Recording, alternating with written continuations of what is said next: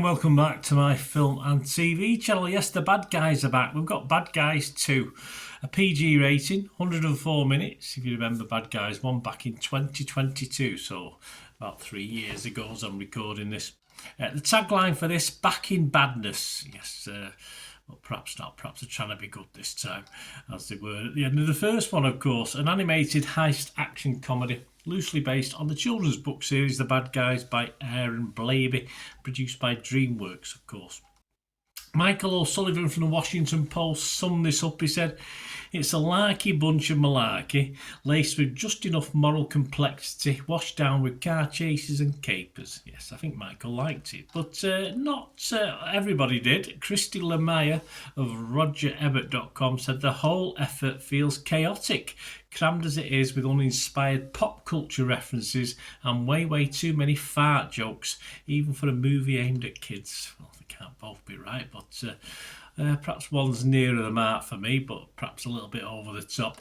Of course, this is the sequel, as I said, to Bad Guys 2022. Directed by Pierre Perifel, co-directed by J.P. Sons. And we've got the usual voice cast reprising the roles: Sam Rockwell, Mark Maron, Awkwafina, Craig Robinson, Anthony Ramos, Zazie Beetz, Alex Borstein, Richard Ayoade, I can never say his name, sorry Richard, Lily Singh, reprising all their roles as mentioned. And we've got some new ones as well, new voice cast: Daniel Brooks, Natasha Lyonne, Maria Bakalova joined the cast for this one.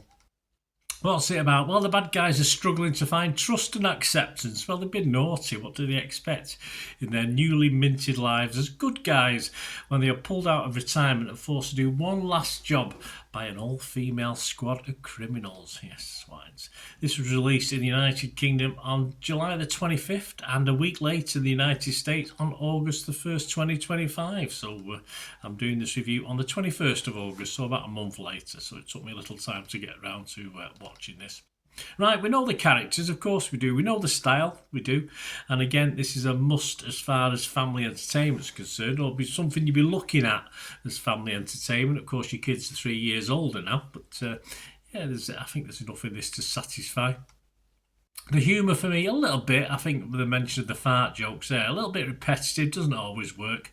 But for me, I think this relies more on the heist theme that, let's face it, in many ways is probably more entertaining than other live-action heist alternatives we see on the screen or on streaming at home.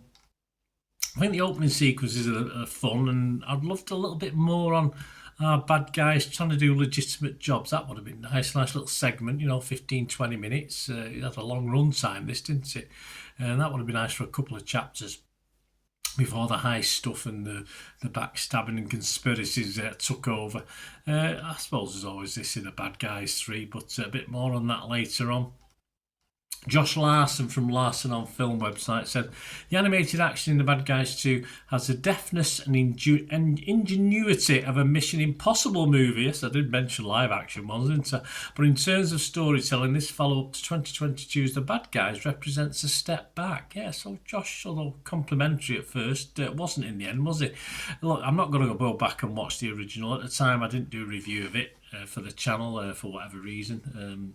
Sometimes I do miss some or find I don't do them, but I think I liked it. I don't think I was raving over it. I remember it being funnier, perhaps in parts, but I think I like the story more in this once it gets onto bits and pieces. So swings and roundabouts.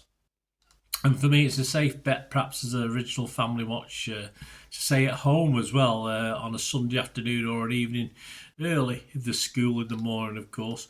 And I think my biggest problem with this, which is a familiar theme with lots of films for me, but needs to be said again, is the runtime. It's over 1 hour 40, although obviously take out the credits, it's about 1 hour 30, 35, something like that. It's just too long. It needs to be 15 to 20 minutes trimmed, as it becomes a little bit of a slog for me, and a slog for young and old, I think, alike. and it's certainly better at home where you can have a break. Just as a matter of fact, the Blu-ray and DVD versions of this film are due for release at the end of 2025. Campbell of Empire magazine, he liked it. He gave it 60. He said, though it can be predictable and a little simple, yes, The Bad Guys 2 smooths over some of the frustrations of the first, bringing a sharper and slightly more mature sense of humour to its compellingly cartoonish animation. Yeah, well, I don't think there was too much adult humour that went over the kids' heads in this one, in fairness. Let's be honest, the gang's back together, plus a couple of okay additions. The themes and style of the original, which actually scored a 6.9 on Internet Movie Database, come back together. And yes, it feels, for me, a little bit mature in its storytelling. As I say, the humour not particularly, just in the story itself. But hey, if it's not broken, why fix it? So they weren't going to wander too far from the original, were they? For a sequel, it may wear thin these sort of ideas for a third outing, though as you watch this film and get to the end, we have a clue as to where the franchise may be going. There we go. Is Wolf the new James Bond, perhaps? Who knows? Let's have a look at some of the other scores on this. Rotten Tomatoes, 87% positivity, 95 critics, 83 were fresh, 12 were rotten. Let's make that 84 fresh with mine. The website's consensus, The Bad Guys 2's crew of reform rapscallions, that's great, isn't it? My good lady keeps saying nincompoop. I think that's a great word. I think rapscallion's a good word as well. Still a ton of fun as their latest adventure raises the stakes while maintaining a playful sense of mischief. Metacritic, another site we check out, of course, their average a little bit less, 64 out of 100 based on 23. 13 were positive, 9 mixed though on this one, 9 mixed and 1 negative. I'll make that 14 positive. I've got to be positive, certainly more positive than mixed. Rotten Tomatoes audience, they liked it. Joe Public, that's all that matters, isn't it? If you're paying to go to the cinema to watch this or buying it on DVD or Blu-ray. Rotten Tomatoes audience, 4.6 out of 5. Metacritic users 7.1 and Internet Movie Database a higher score than the original got, so over 6,000 scores and reviews. This can drop slightly over time, of course, but it's getting a 7.2. All good. My score, yeah, all good. I'm going to give this a very watchable 6.5 out of 10. Say it's a little bit long. That's a big critique of it. And that's the biggest critique, that it's not too bad, is it? But I did find myself wondering a little bit. When it got to about an hour and 5 minutes, I thought, oh, they could start concluding it here in the next 10 or 15 minutes, but it sort of went on for another 25, 30 minutes. So, yeah, that's my main quibble with this. But I'll give it a 6.5. Please, guys, let me know what you thought. It'd be great to have your views on this film or anything to do with film and TV. And if you do enjoy the content, the way I do things, guys, and you want to help support the channel going forward, that'd be wonderful. I've put some work into these, so smash that like button there. That helps as well. That's nice to see when you put a little bit of work into something. But if you do want to support the channel or just get in touch with me through my various socials or find out about my various socials, all you have to do is keep watching and listening.